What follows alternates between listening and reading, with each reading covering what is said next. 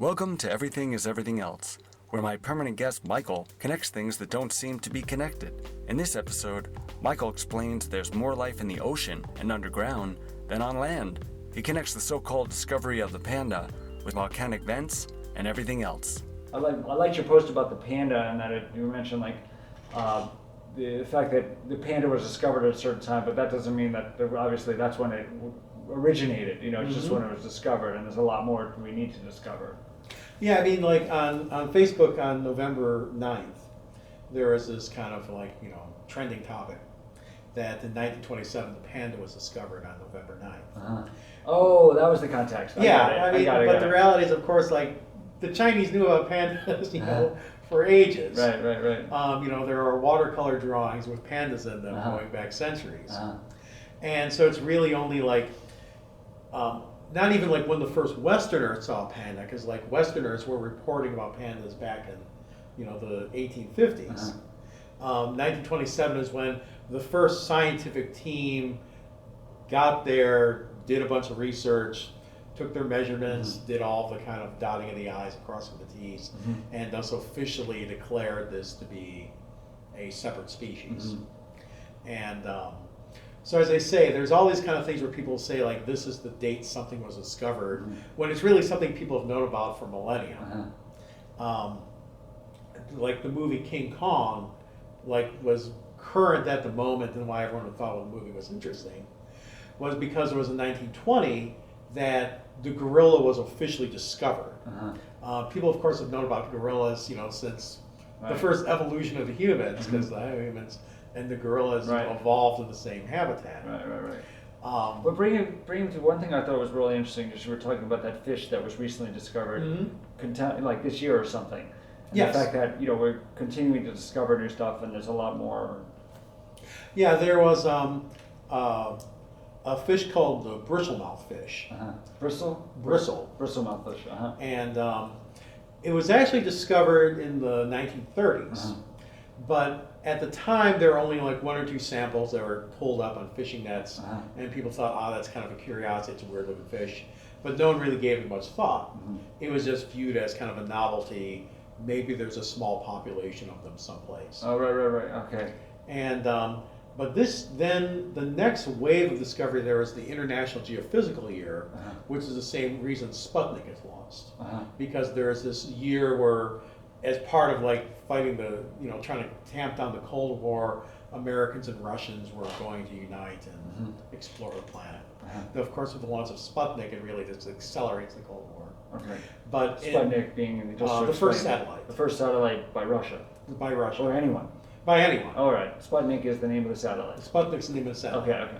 Got it. And so that sets off the moon race. Okay. Of the Russians and the Americans competing to be the first to land on the moon. Okay. And but the context of this is in the International Geophysical Year, we not only sending things into space, we're also setting up things on tops of mountains to study the climate. Okay. The whole global warming thing starts with them setting up the weather stations. Okay. To start measuring the amount of carbon in the atmosphere. They also are sending bathyspheres at the bottom of the ocean. And so this is the second time we see this fish. So we saw it once in the 30s, now we see it again at the end of the 50s. But it's still this kind of a novelty where, it's a fish you see twice in a century. So how many of them can there be? Right, okay. So finally this year, they completed an actual detailed study. And the conclusion was that there aren't just billions of them, but that there are hundreds of billions. And the New York Times article even said there could be quadrillions. And how big are they? Meaning thousands of billions, thousands of trillions. How big are they? Oh, they're about 8 inches long. Okay. All right. They've been hiding, evidently. At the bottom of the ocean, because we just don't go there. And so. And it's dark. And it's dark. So pitch black. And they say that, the main thing is the pressure, because it's too difficult for anything to be sent down there, because the pressure will crush any of the equipment. Oh, I got it.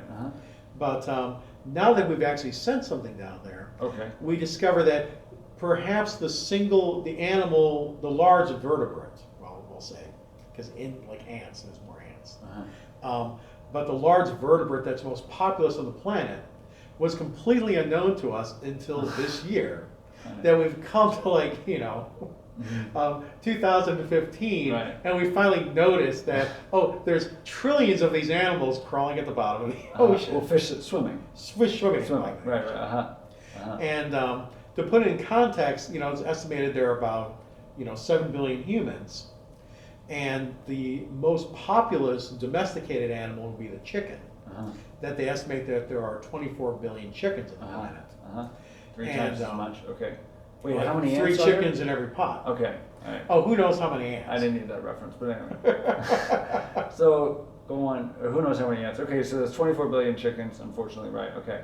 Yeah. Yeah, in captivity. In Anyway, captivity. anyway, go on. And they're not a nugget. All right. Anyway. They have that little PETA thing. Okay. Anyway. But as I say, that we thought that we had pretty much everything sorted out, and then we discovered that there is this whole ecosystem of trillions of animals at the bottom of the ocean that we were just completely unaware of. And one of the things that's been kind of dawning on people since the 1990s is that the ecosystem might be much more complicated than we had previously assumed. Normally in the textbooks they say, the Earth is 30% land and 70% water. Right. Okay. But that's just the surface. When you think of the area that life is actually living in, it's what they call the biosphere, on the surface of land, it only goes up like 400 feet. That trees have to pull sap up from the bottom to the top for the tree to live. And so there's an actual number based on air pressure as to how high a tree can grow. The trees don't grow up to the moon. And birds, of course, can only fly as high as there's oxygen. So there's at some point, the area over the land narrows out. Got it. Whereas the oceans can go down for miles. And so the estimate now is that the biosphere Miles, when you say miles, like Denver's 1 mile high. Denver's 1 mile high. How high is the highest mountain peak? Like Kilimanjaro or something? Everest. Everest. Everest is the highest? Everest is the highest, And which how is high why is everyone that? wants to climb the top of Everest. And how high is that? Actually, I believe it's like 25,000 feet, which would be what? 5 miles. About something 5,000 like- feet yeah. per mile or whatever. Yeah. Okay. So 5 miles. So and how deep is the ocean? Deep is, believe the deepest part is the Mariana Trench, which is about 6 miles deep. Okay, but it's okay. But anyway, continue. Yeah. Sorry. So, so the land surface as biosphere would make up 1% of the planet, and the ocean as biosphere would make up 99% of the planet. So we assumed we had like everything sorted out and gridded and categorized. I'd say. But really there's like 99% of the planet has only barely been explored. And the other thing we always assume is that all ecosystems have to be based on photosynthesis. That everything starts with the plants, and then the animals eating the plants, and then other animals eating the animals, and then them dying, and then the bacteria all went back to the plants.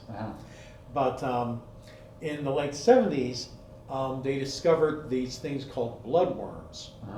And they live at volcanic vents. And they absorb the nutrients coming straight out of the earth. And so we then found the first ecosystem that is completely independent of photosynthesis.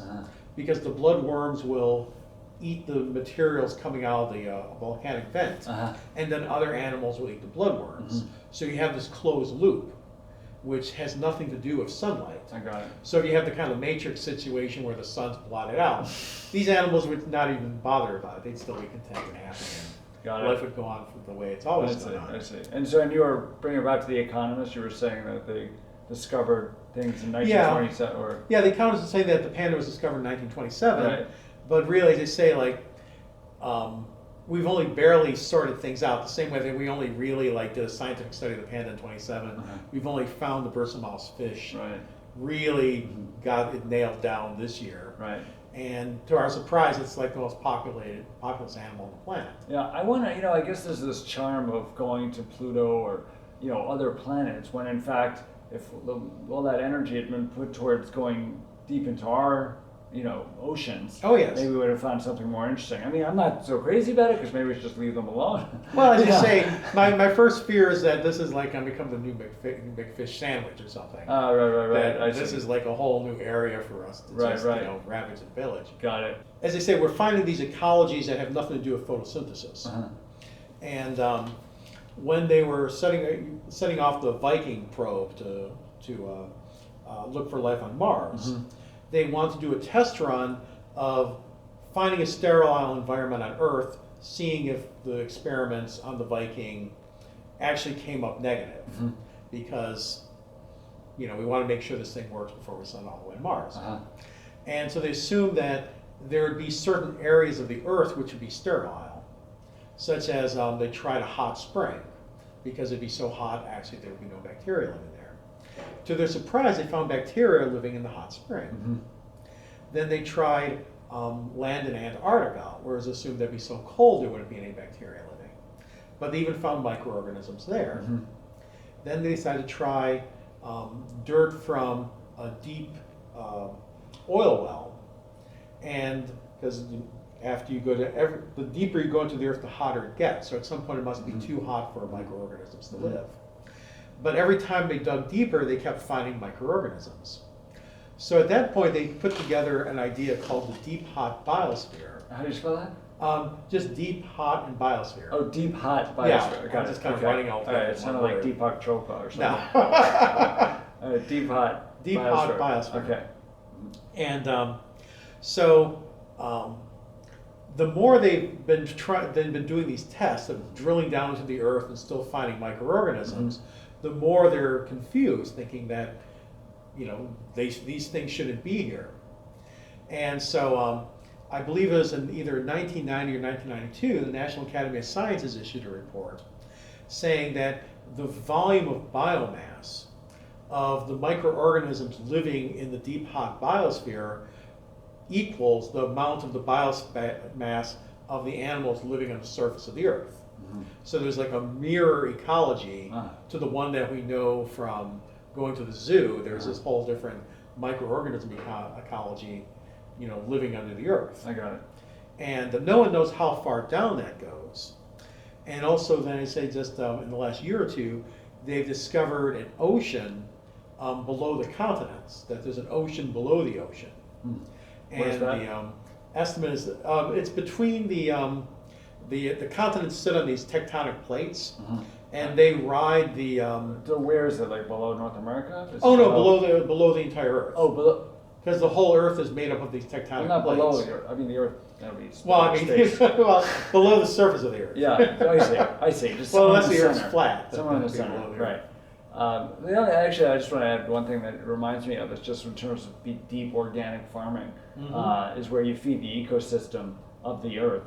With the dirt, feed the ecosystem of the soil, and then that ecosystem feeds the plants. Yes. Shallow farming is where you dump organic fertilizer or any fertilizer right near the roots, hoping it'll be absorbed. Deep is where you feed all these organisms. So anyway, that was interesting.